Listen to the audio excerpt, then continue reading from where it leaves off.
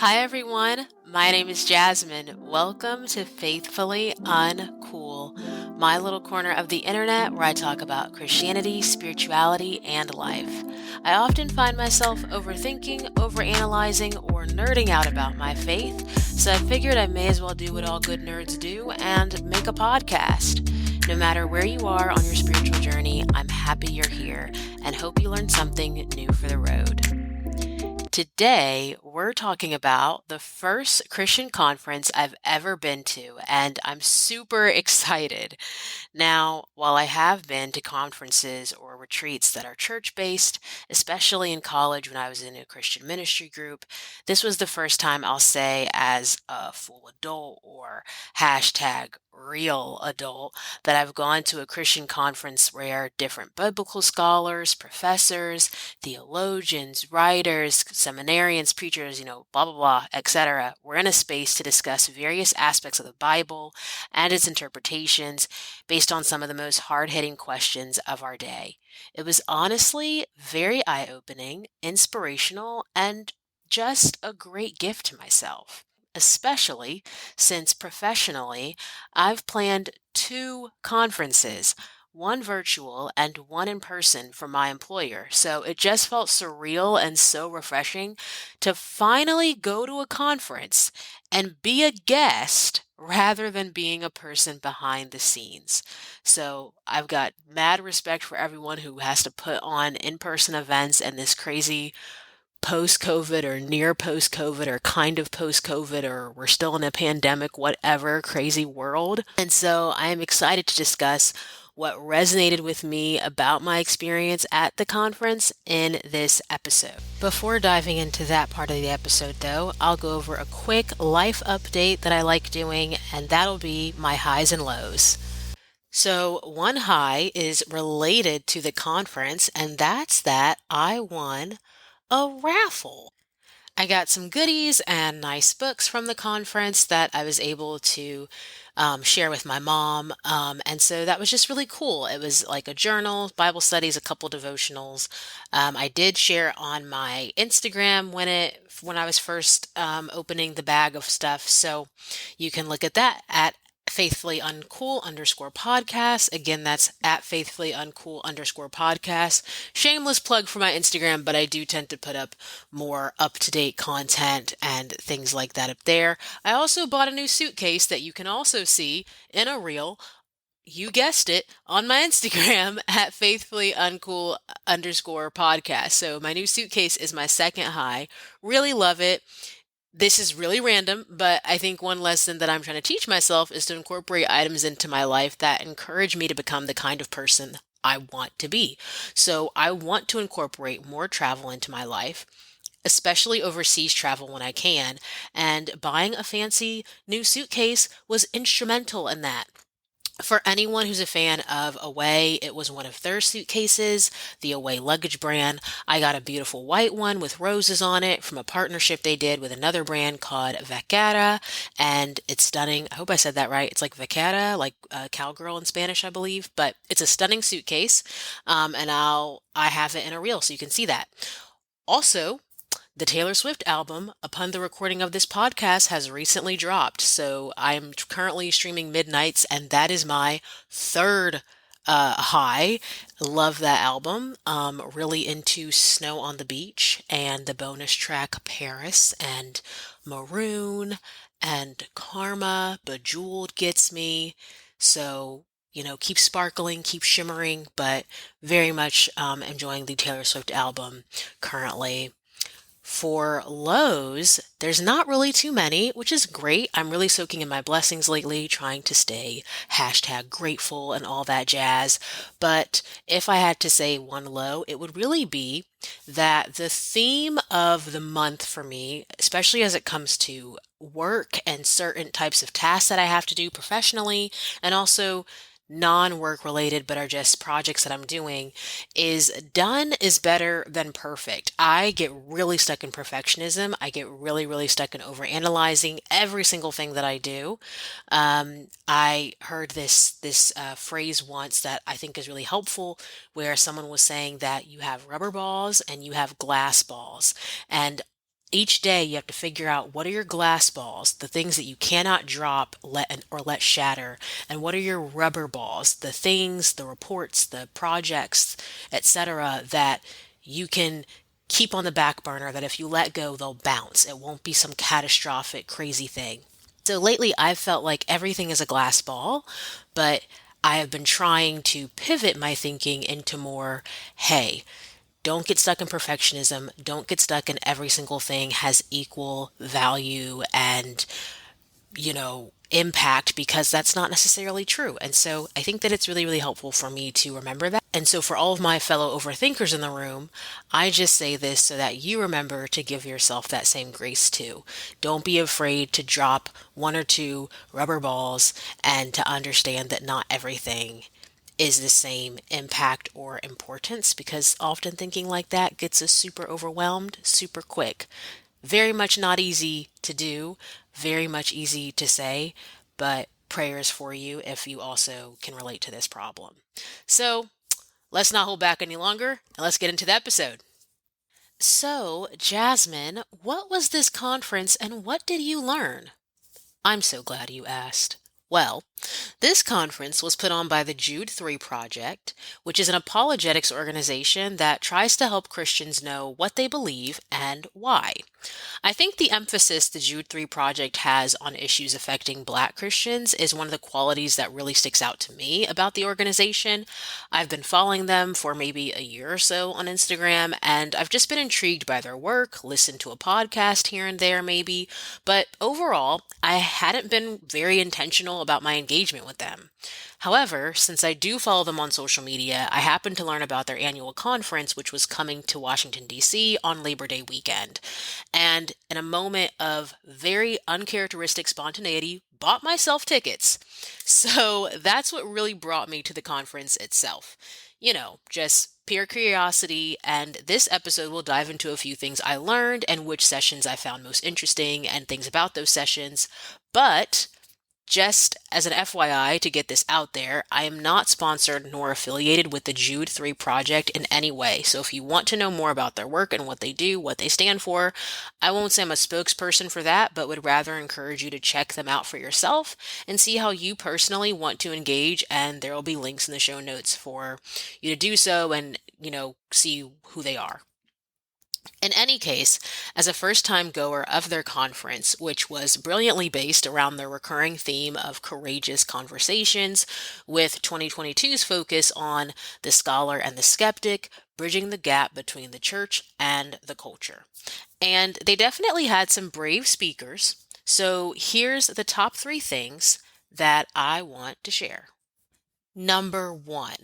Being in an intellectual religious space with people from my own background was both jarring and amazing. Now, what do I mean by that? Well, here's the thing.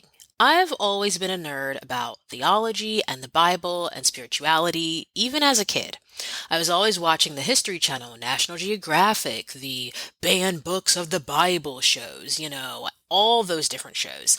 And really, what I sort of subconsciously notice is that none of the experts on those shows, quote unquote experts on those shows, tended to look like me, i.e., Black Americans. There weren't many women and there weren't many Black people. Those are the 2 things that I noticed, or many other people of color featured. And so there was this sense that the Black person talking about the Bible wasn't the expert in the room. I was even told once by my favorite college professor, who was a white woman, that the religious studies department had interviewed for new professors that year. I think it may have been 2014 or 2015. And there was only one woman and no African Americans who were interviewed for this role. So she encouraged me to continue my own religious studies. Now, personally, I have considered many times going to seminary or studying theology more. I have my religious studies major as a major for my bachelor's degree, But I've also considered taking it further via a master's or auditing classes at a seminary nearby. So there's definitely that desire in me still to continue to learn and grow. But that moment sticks with me as like, man, being in a room of theologians, professors, preachers, etc., that are predominantly black, and we're about to talk about some heavy topics in terms of sexuality, race, gender, politics, how to read the Bible, what we think of God, like, that just hasn't been my norm. And so I can't really talk about the Jude 3 Project Conference without mentioning that this was a huge, whoa, this is so cool moment for me. It wasn't about the absence of other people. It was about the overwhelming presence of Black Christians in this intellectual space, and I'd like to make that clear. I learn a lot and continue to learn a lot from Black and non-Black Christians, but when you're no longer a minority in a space where sometimes you expect to be the minority, it's a really validating experience, and maybe some of you can resonate with that too. Number two, don't be afraid to go places by yourself. You're going to learn so much by stepping out in confidence and faith, even if you walk alone. Listen, your girl went to this conference alone, all right? I was flying solo, hashtag Jason Derulo. I don't know if it's flying solo, riding solo, if anybody remembers that Jason Derulo song from a few years back. But I had no one there but my purse and a very nice tote bag I got upon walking into the door, okay? This also wasn't a setting where I expected to make friends because it's not like we were in a hotel and everyone is sort of mingled around each other, even when you're on the way to your room or something like that. Rather, this was an event space, so it was very come this day, leave, come back the next day. I also just don't make friends super easily because making friends as an adult is hard, and anyone who says it's not is lying or cooler than me, and we all know no one's cooler than me, so I encourage you to revisit the possibility of that being a falsehood. Anyways, let's just say that going to places alone is hard. Like, it's just not a default easy thing to do, particularly if you get a bit anxious or anything. Sometimes you can feel like a fish out of water. And there were a lot of people that seemed to be traveling in pairs or groups. So there were moments where I was like, ooh, I should have brought someone. Also, the stuff you're learning about is hella cool. So you want a buddy to nerd out with, quote unquote, debrief with, right? This conference was about courageous conversations and its understanding that the Bible, God, all these deep ideas and beliefs we hold as Christians, we learn in the questioning and in the conversations about our faith. I think if you go to a conference like this, you learn about that and not only the conversations on stage by panelists, but by the intimate conversations you have with fellow audience members, friends, and the like. So, of course, there's a benefit in having a travel buddy.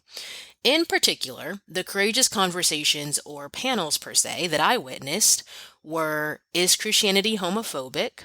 Is Christianity a white man's religion? Does Christianity oppress women? Again, best place to deep dive into Jude 3's project's messaging is to check them out on their socials, which I'll link. They've shared some really interesting snippets from the different panels on their Instagram.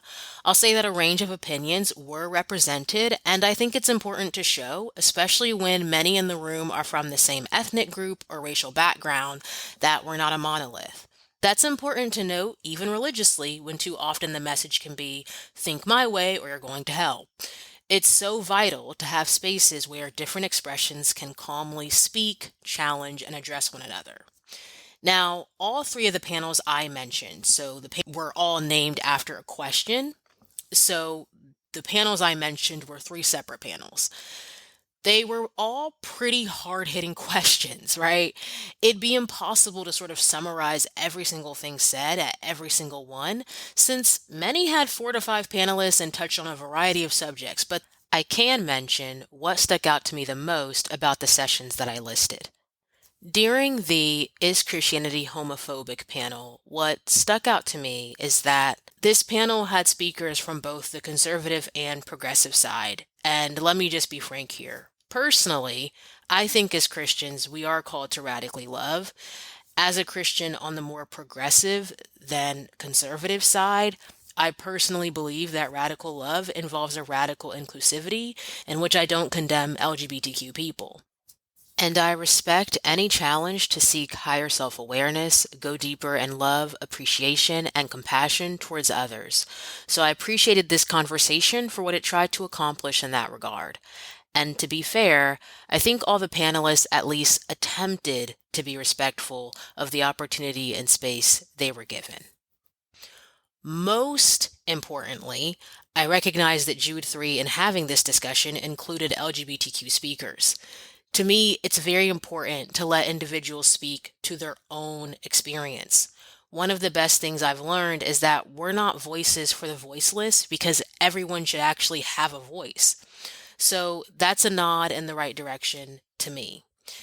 This panel is a heavy topic. There's no way I can totally summarize it for you, but I will say that if you were concerned about maybe people avoiding tough questions or having tough conversations, this is an example that the Jude 3 Project wasn't trying to shy away from that. I think questions about asking, is the Christian faith inclusive, is incredibly important because there's been a lot of church hurt from people in communities where they've been excluded from church families or church homes and want to know if the faith as a whole is just bound to always be that way. And so I do think that it's important to have these conversations and to include people of the communities that you're talking about within them.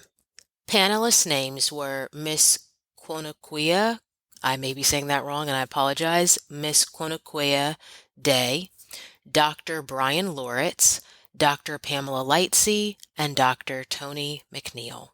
During the Is Christianity a White Man's Religion panel, I actually wrote down a quote from Dr. Michael Waters, which says, and this is a paraphrasing because I was writing really hasty notes on my iPhone, but Dr. Michael Waters said, if the Bible is a text that moves with oppressed communities, what could be blacker than Christianity? Just wow. Honestly, this is probably one of the most difficult panels to discuss because it was just such an educational moment for me. They all truly were, but I think this question of is Christianity a white man's religion is something that I personally haven't spent a lot of time with, and so it was a much newer dialogue for me to witness. But as I try to get more education of liberation theology and how Christianity was on the African continent before colonialism or slavery, and just different historical aspects of the faith and how it's intersected the lives of African descended peoples, it's truly fascinating and telling. Lisa Fields, the founder of the Jude 3 Project, was on this panel and mentioned that the gospel has two wings to, quote, save me from the sin of slavery and the slavery of sin, and Jesus is the only liberator that can do both. Again, admitting that I may have paraphrased, but honestly, like, come on, y'all. The speakers on this panel did not come to play around at all. There is a wealth of knowledge here, especially with Christianity in the US and how it's been weaponized against Black folks. So, yes, this one right here hits so hard. Speakers were Dr. Vince Bantu, Lisa Fields, Dr. Michael Waters, and Bishop Kenneth Ulmer. And lastly, because we weren't serious enough, let's lighten the mood. Does Christianity oppress women? This was a glorious conversation with some amazing women. One of the speakers, Natasha Sistrunk Robinson, spoke about the famous story of Mary and Martha in the Bible and pointed out how they're both theologians, whereas so often we pit Martha, the sister who was cooking, against Mary, the sister who sat at Jesus' feet. But when Lazarus dies, Martha actually tells Jesus, if you had been here, my brother would not have died. And that points to her love for Jesus and disappointment. But that she also has an understanding of Jesus, right? So sort of this idea that Martha and Mary are their own theologians. And yeah, I could be like screwing that all up, but it was a truly fascinating discussion. And I really want to get into Sistrunk Robinson's books and other works that she has out to just read more about how she thinks and her work. So this is another topic that I've looked into but got new perspective on and truly enjoyed hearing from everyone present. A lot of respect for everyone on this panel. Their names were Dr. Dominique Robinsons, Dr. Sarita Lyons, Dr. Gabby Wilkes, and Natasha Sistrunk Robinson. Amazing.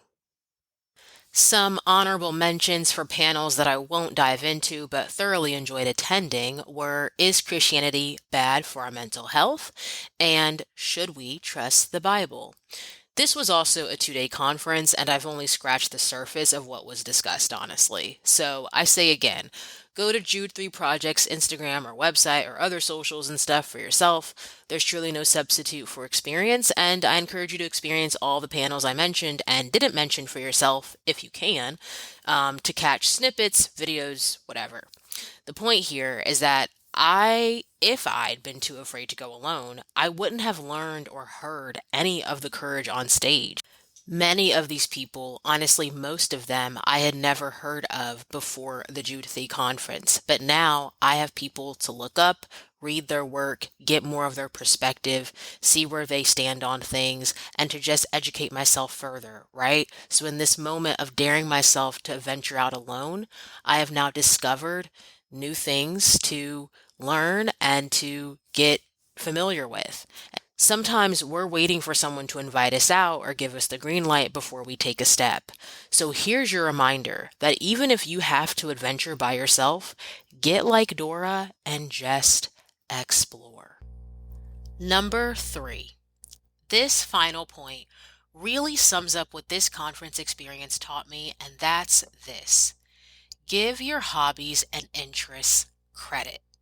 Like I said before, I'd planned 2 work conferences in the months prior to this conference, but I hadn't really given myself a lot of time outside of work to do the things that I love. Going above and beyond at where we work is great, and I know it's become a trend to do this quote-unquote quiet quitting, but depending on where you work and what you do, you like your job. You don't necessarily want to do that, and maybe it doesn't really benefit you. I also think we should be careful about making quiet quitting synonymous with just having a healthy work-life balance. Hopefully, we're all trying to have a good work-life balance and put work in the proper bucket, not doing things for work that actually are harmful to our mental or physical health, etc. So when I say give your hobbies and interest credit, I mean, if you have to, if it makes sense to think about it this way, treat them like a job. Credit means that you give these time. Credit means not abandoning your passions due to workplace or professional burnout or an obsession with productivity. Credit means believing you belong in the spaces that exist in your wildest dreams. If you're someone who tries to stay humble and you're humble enough to believe that nothing is below you, then be confident enough to believe that nothing is above you. Sometimes we're so quick to kind of self-reject or not see ourselves certain places that we forget to self-accept and to automatically see ourselves beyond where we are now or beyond our wildest imagination. So those new skills you want, those new friendships you want to build, those new hobbies, those new habits, give time and space to those things in your life. I went to this conference purely for myself because I was interested, and it felt great. All right, y'all. Thank you so much for tuning in today and listening to the Faithfully Uncool podcast. With that, these are the top 3 things that I learned and took away from this conference. So, moment of truth. Would I go again? Moment of truth? Yes. Next time with friends, though. So, if you know me and you're my friend, gear up because you're going to be asked to go with me next year. Again, if you'd like more information about the Jude 3 conference, please check out the information in the show notes. I also thank you so much for listening and encourage you to rate, review, subscribe, follow this podcast on your favorite podcasting apps if you enjoy what you heard today. Please follow my Instagram at faithfullyuncool_podcast for more. And whatever you do, as always, go in peace.